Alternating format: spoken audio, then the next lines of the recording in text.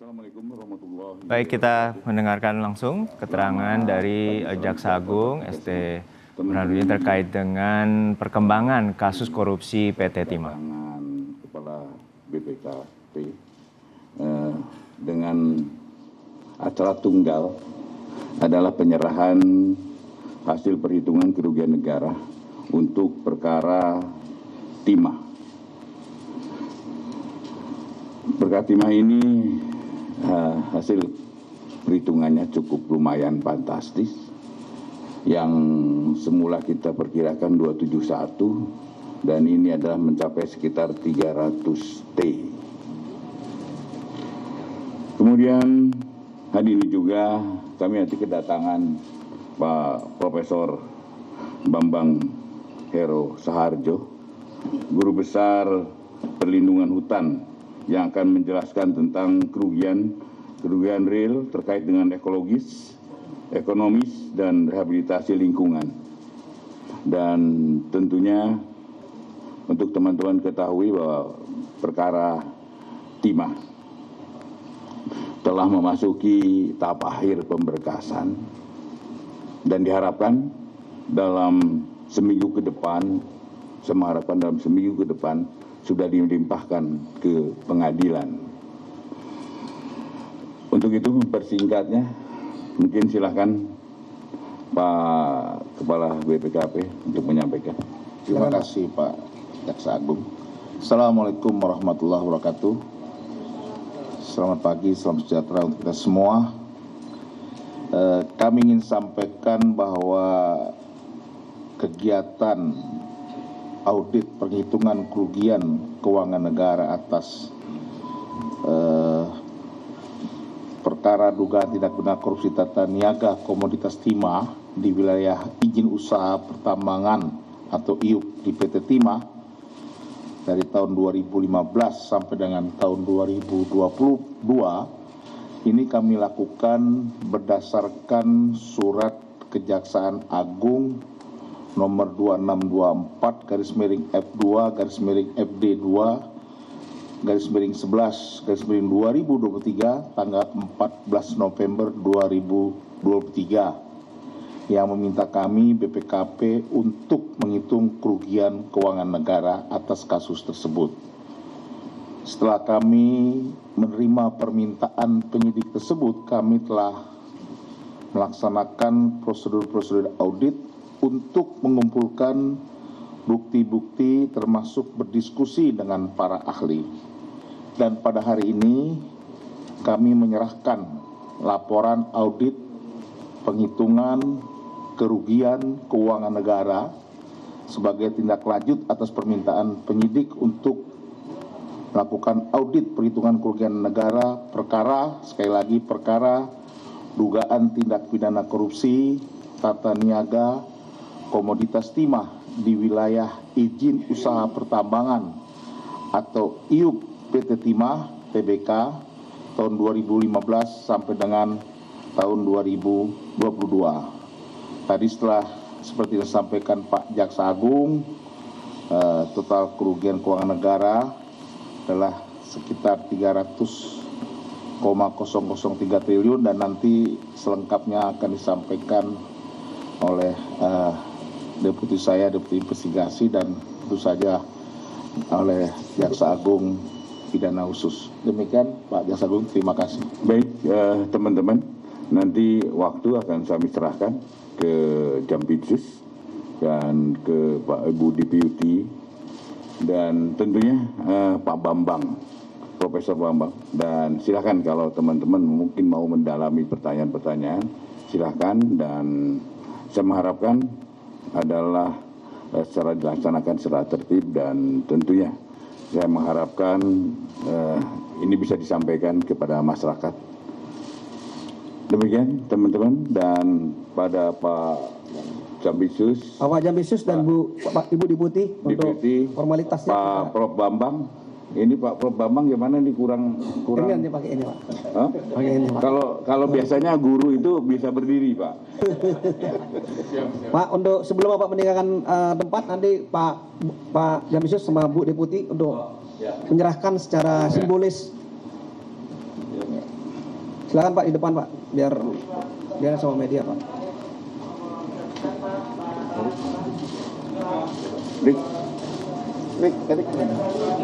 Pak Jaksa Agung sama Pak, silakan. Wah.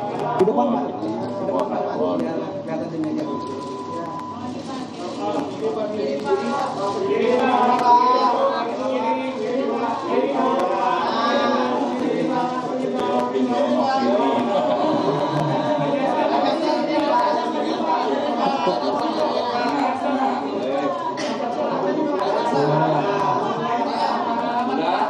Sudah semuanya? Sudah?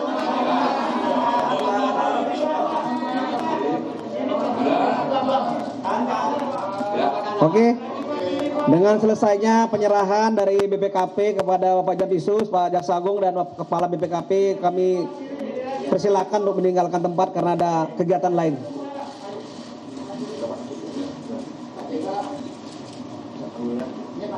Ayo.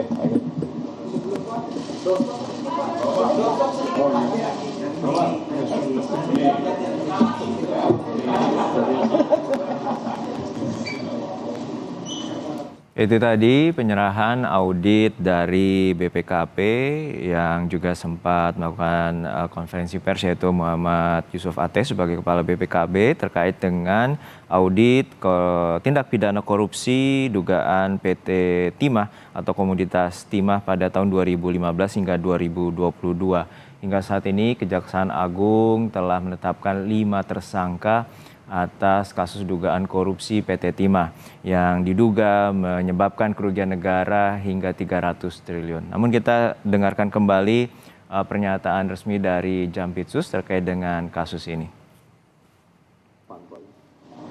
Assalamualaikum warahmatullahi wabarakatuh. Selamat siang teman-teman media. Salam sehat, Om Swastiastu, Namo Buddhaya, salam kebajikan. Yang saya hormati Bu Sari selaku Deputi Investigasi, Prof. Bambang sebagai ahli yang sejak awal ikut dengan tim penyidik untuk melakukan penanganan dugaan tindak pidana korupsi dalam tata niaga komoditas timah di wilayah izin usaha pertambangan IUP PT Timah. Jadi rekan-rekan semua, alhamdulillah hari ini sudah selesai perhitungan kerugian negara di perkara tindak pidana korupsi komoditas timah di Bangka Belitung. Ini nanti akan detail dijelaskan oleh Bu Sari, tapi kami dapat menyampaikan pembukaannya bahwa angka yang tadi disebut sebesar 300, sekian triliun ini masuk dalam kualifikasi kerugian negara. Jaksa akan maju ke persidangan, dalam dakwaannya tidak memasukkan kualifikasi perekonomian negara. Jadi sekali lagi nih ya, ini penting. Jaksa tidak akan memasukkan jumlah atau nilai yang masuk dalam kategori kerugian perekonomian negara.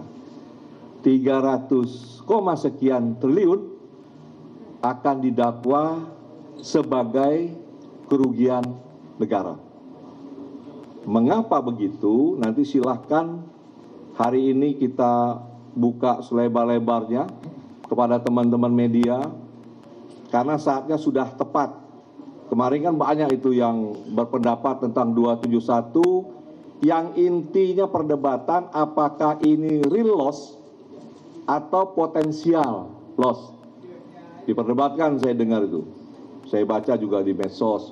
Wah, ini masih potensi. Ini belum real.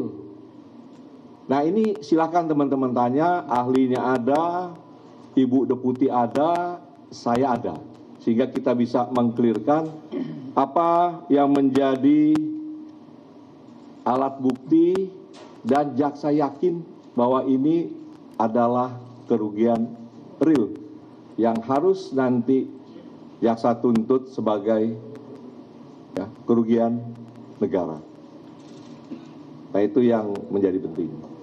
Jadi kita beri kesempatan dulu sebelum teman-teman wartawan nanti bertanya kepada Ibu Deputi dan Prof. Bambang untuk dapat sedikit menjelaskan sebagai pembukaan.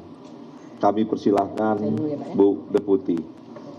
Baik, terima kasih Pak Jampitsus, rekan-rekan media. Jadi menindaklanjuti apa yang tadi disampaikan Pak Kepala BPKP, setelah kami menerima permintaan perhitungan kerugian keuangan negara dari penyidik, dari Kejaksaan Agung, kami melakukan prosedur-prosedur audit sebagaimana standar audit yang mengatur profesi kami. Kemudian termasuk di dalamnya adalah berdiskusi dengan para ahli, ada 6 ahli, salah satunya beliau Prof. Bambang Heru.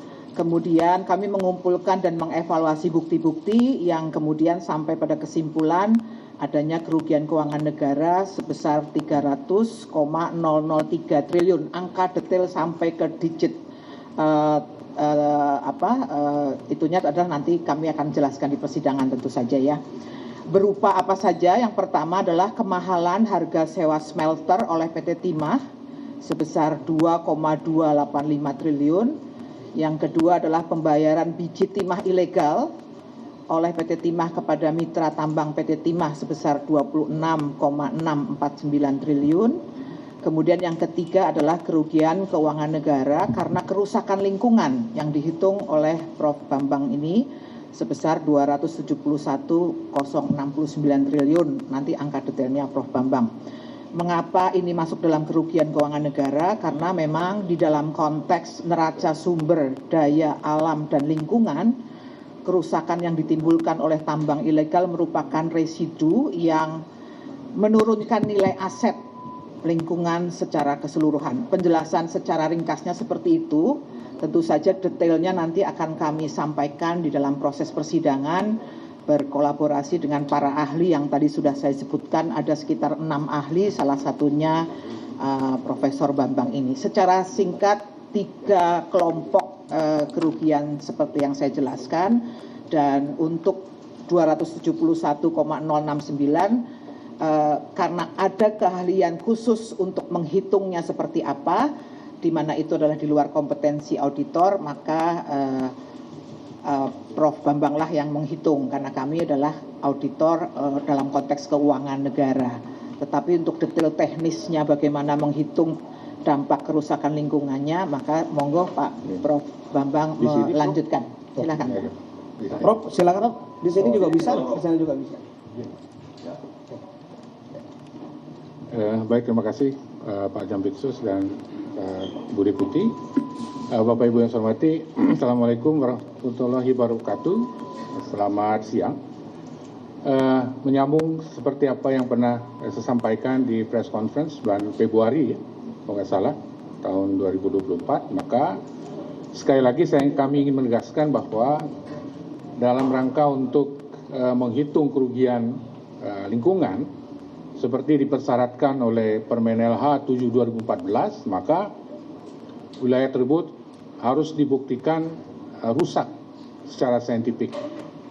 Untuk memastikan itu, maka kami melakukan legal sampling kepada area tambang timah ya yang berada di Bangka Belitung. Jadi kami datangi, kami mengambilan sampel ya, termasuk contohnya itu misalnya dari